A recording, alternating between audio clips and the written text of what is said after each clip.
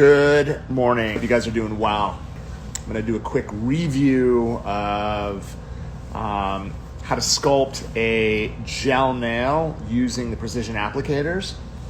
I'm going to go through the prep, application, and finishing so that you guys have a really good understanding of what to do. For those of you guys that have never been exposed to gel, this is going to be the perfect opportunity for you to see how I do this. Let's go.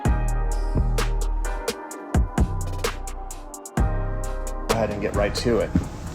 All right, so what we want to be able to do, since I'm going to be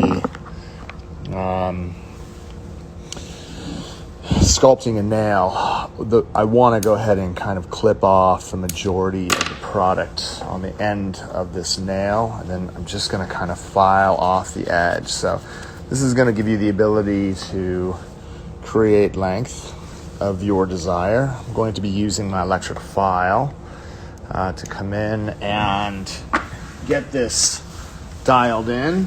I'm going to be using a speed of about 3,000 RPMs. Let me go ahead and get that set up.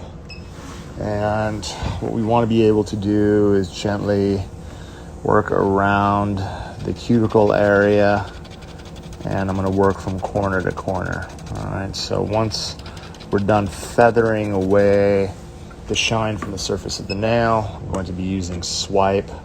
I need to refill this bottle tomorrow.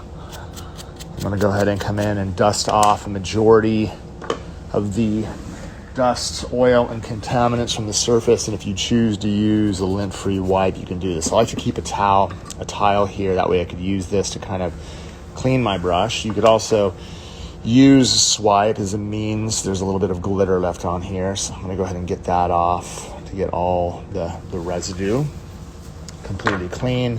Now, what we want to be able to do is protein bond the surface of this nail.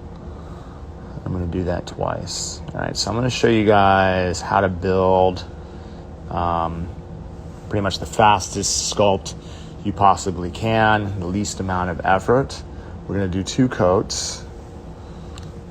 All right, so when we're working with base gel, what we want to be able to do is pull through the surface so that you get a nice tail.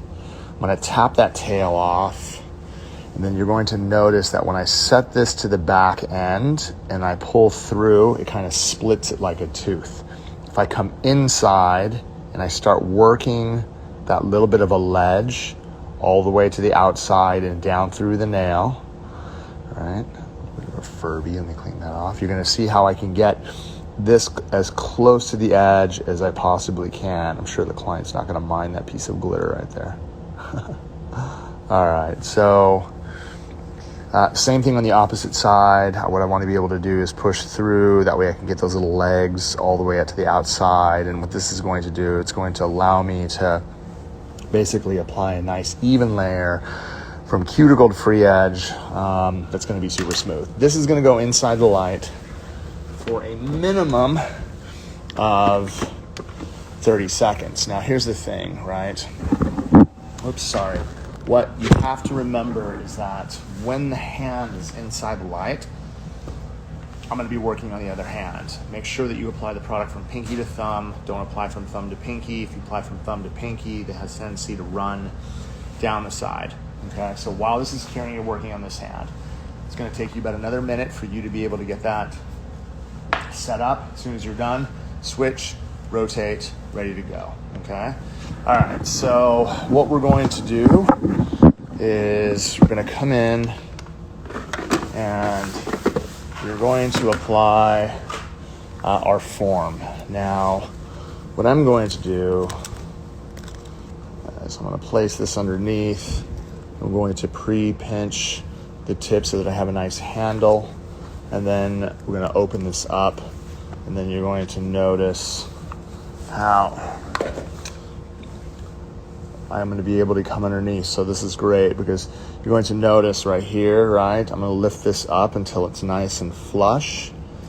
And then what I have is a nice form to work with. Since I'm going to be working with concealer pink from the tubes, what I like to do is just go ahead and, I'll just kind of push out whatever there is. If there's a little bit of air on the end, And then what I can do is I can continue to work the product. Let me get tight so you guys can see what I'm talking about. But like if I come in and I squeeze this out to the edge, right, and I connect it, then what I'm going to do is I'm just going to continue to squeeze it out and then work the product all the way to the end, right? So all I'm trying to do is use the nozzle as a means to create a little bit of length. If you choose at any point, right, so you can see how I have that on, you can choose to use your brush, and then what I like to do is I'll just kind of come in and just tuck that to make it absolutely straight. And I'll do the same thing on this side. I'll use the tip of my brush to come up, tuck that in, and then use this as a means to get this out to the length of desire. Boom, okay?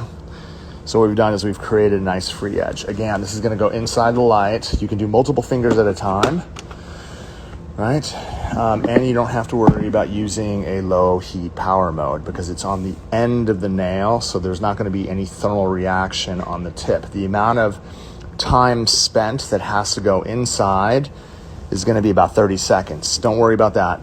Build the extensions and all the nails go inside the light. For those of you guys that are worried about the thumb, because the thumb obviously tilts to the side, what I would do is just do the thumbs last. Okay, so that's about 30 seconds. I had a girl ask me yesterday about pinching. You're very limited, right? The flexibility after 30 seconds is very limited. You'd have to do it around 10 or 11 seconds to get anything out of it. So I'm gonna pinch here from the front, pull the form down, and you're going to see that I have a nice extension. Now, one of the things you can do for those of you guys that are beginning, I'm going to show you guys what we're going to try to achieve. I have to try to squeeze on a nice amount. Don't worry about trying to build an upper arch. What I want you to focus on is getting the product on and then start to literally focus on, okay, I'm gonna get a nice, you can see the cuticle area, right? How well it has been built out. And what I'm gonna continue to do is work down, focusing on my sides, cuticle's finished, continue to squeeze product, continue to squeeze product, continue to squeeze product, keeping contact with the nozzle, continue to squeeze product all the way down, right, to the very, very end where I think I'm going to be able, right, to build the length of desire. Now, here's the thing. Right, with the length that I have here, I notice that like my sides, I just need to use the tip of my brush and just kind of touch it. The most important thing when I'm building the gel nails to make sure that I have the cuticle area done, my sides done, everything is built out all the way to the end. My side profile is going to be thin, but you'll notice that the cuticle area is going to be set. That's what I want to be able to do. Now, it's not super thick through the center, which is great. So with the concealer pink, what I'm gonna wanna do is when I go inside the light, you're going to notice that this right here, this low heat function, I'm gonna go ahead and set that. And you're going to notice, right, just with the intensity of the light, I'll show you guys right here, around 29 seconds. It's at 16, 17, 18, 19, 20. So in 9 seconds, 1, 2, 3, 4, 5, 6, 7. Look at the light, and it goes a little. You see how it got brighter? Boom. So around 30 seconds, the intensity goes up. What that is going to do is it's going to really eliminate any type of like really intense thermal reactions so the clients are not tripping out. And I focus on perimeter. So if the cuticle areas, the side walls, all the way down to the very, very tip has a really, really nice structure, and I set it on low heat, I can promise you if you're using concealer pink or concealer peach, one of those two inside the tubes, you're not gonna, it's gonna feel warm. You're not gonna get that like really, really intense heat spike. For those of you that work out of tubs, out of tubs, those of you that work out of tubs, a little bit different. You don't have to go directly inside the light. What you can do is you can set it for 60, and then if this is the front of the light, keep your hand in front of the light for 30 to 40 seconds before you go inside. It'll cure slower. It'll eliminate any chances of that thermal reaction from happening, okay? So let's go ahead and get through this. And you're going to notice here now that this is completely, like this is set. So What I'm gonna have to do is I'm gonna have to fill in the rest of the structure. And I can do that. Like if you're looking at the side, it's really gonna be from like this point to this point right here. So what I'm gonna have to do is just kind of squeeze in enough product and then just kind of work it down to the sides just to make sure that I have enough, right? Don't worry about whether it looks pretty or not. All I'm trying to do is just fill in space, just like I'm using a brush. Done. And then what I can do is, you can see the back. I can usually use the tip of my brush just to kind of feather that to make it kind of tight. Use the edge of my brush just to kind of smooth everything out, and then I'm able to build my upper arch. That right there is going to be $10 extra. Doesn't matter. Perfect. Okay, now what I'm going to do is I'm going to go ahead and set this in. 60 seconds in light, and we're complete. So you can go through building all the nails. You can literally freeze all the layers. If you establish a foundation layer, then you could build as much as you want on the top. The client's not going to feel anything. Okay, so establish your foundations. If you want to build them thin, dude, no problem at all. You can build them thin. You can establish the foundations, and then if you decide that you want to build a lot more on top of something that acts like a buffer, bro, you are going to be totally comfortable knowing that your client's not going to be going friggin' nuclear on their friggin' fingers. I promise you that. Why is gel so amazing? Dude, if you guys are gel, if you guys master gel, like, you really do set yourself apart from everybody else. Everyone does acrylic, and I get it. I mean, acrylic's awesome, but gel has no smell. I mean, gel self-levels, gel has the perfect consistency, that gel feels light. Not a lot of people are doing hard gel well. The biggest fear is, well, it doesn't soak off. Dude, who cares? Your job is not to soak it off and reapply it. Your job is to rebalance it, fill it, maintain it, so your customer has awesome extensions all the time. All right, so what we're gonna end up doing is we're gonna end up coming down. It's been a minute. I'm going to take swipe, and what we're going to do is we're going to wipe that off, and this for falling on my tile. All right, so just make sure that we're gonna clean that surface. Now, what I need to do to ensure that I'm not gonna be having a lot of dust, I'm gonna bring this over the top. All right, just put this back on. Let me go ahead and get a brand new file, and fire this up. Okay, so what I need to do now is let's go ahead and shape this. So I was looking for more of an almond shaped nail. And so as I come down and I start to taper the tip, you can already start to see, right? You see how my sides, how straight they are, but you can already start to see that almond shape really come in. And then my lower arch, right? My lower arch is right here from the side. I'm gonna start from the lowest point here and then file into the side. Start from the lowest point and I file into the side so that my lower arches are going to be razor sharp coming out the side walls. The same on the opposite side. You can see how much is hanging. Parallel to the finger, start from the lowest point, file up until the hand file reaches so that I can build really, really straight sidewalls on the side. That's what we want to be able to do. All right, so I'm going to round off the tip. You can see that I have plenty of thickness all the way around. I don't need to reduce that thickness. I just have to reduce the sides. So what I'm going to end up doing is coming in. You're going to notice the only reason why I like to work with dust extractor, gel dust is super, super fine. I totally recommend either that or you have to wear a face mask through the whole entire thing. Touch the back.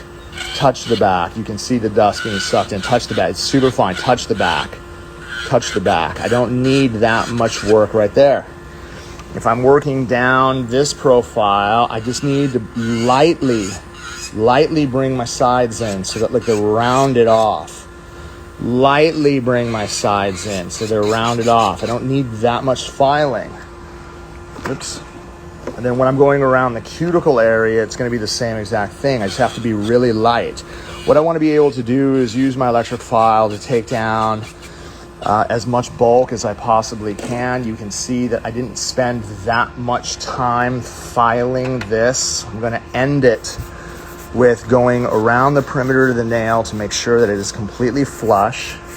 And then I'm going to use the same techniques that we talk about during acrylic finishing, really focusing on trying to remove all those imperfections with this. If I have to come in with a sponge to remove any, like, this is really going to make the surface, to me, like, perfect.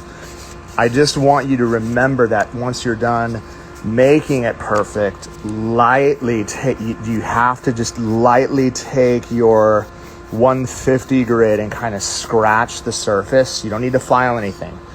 Once you buff it into perfection, scratch the surface back up. What this is going to do is it's going to allow you to apply any type of gels, right? But look, you can see, look, man, like, dude, like the shape is awesome. Like the color is so pretty. It's so easy to do. You don't have to worry. You don't have to worry about whether you're going to be able to do enhancements inside, you know, the shop. So if I go ahead and pick out a color, all right, you just have to remember if you're painting, right? Because I have a lot, like Greg, if I'm doing gel polish on the surface, what do I need? Well, the only thing you need if you're going to be painting the surface of your hard gel is literally protein bond over the whole entire surface. And then you're going to note, you don't need a base gel. You just go straight to, dude, you just go straight to color, right? So you literally just go straight to color. So I'm just going to go ahead and just kind of paint this down, right? So I'm using a really, let me see what color this is. Like, you know, notice I just kind of painted everything down, and then I can take my time. This color is Violet 101 Gloss. So for those of you guys that paint gel on the surface, you notice how I hold. I just want to show you guys a really cool technique. See, I hold my bottle. If I hold my bottle here, that means I don't have to go over here. I can go right here, and then I can focus. I paint the whole entire surface and get my edges as tight as I can. And then what I'll do is I'll come in, and then I can focus on trying to widen my brush, and then I lighten kind of my grip. That way I can get as close to the edges as I possibly can without making any mistakes. Dude, right? So that's one coat. You'd probably need two. But you see what I'm talking about, right? That's what it comes down to. That's how you're going to, that's how you're going to build extensions using gel. It was kind of a quick review for what we did yesterday. For those of you guys that have any questions concerning any of the gel application, any of the acrylic application, any of the electric file application, prep application, finishing, anything and everything to do with artificial enhancements, I am your instructor. I'm here to help. Let me know what I can do. Thank you guys for tuning in. I really appreciate all your time. I love you guys very much. Peace.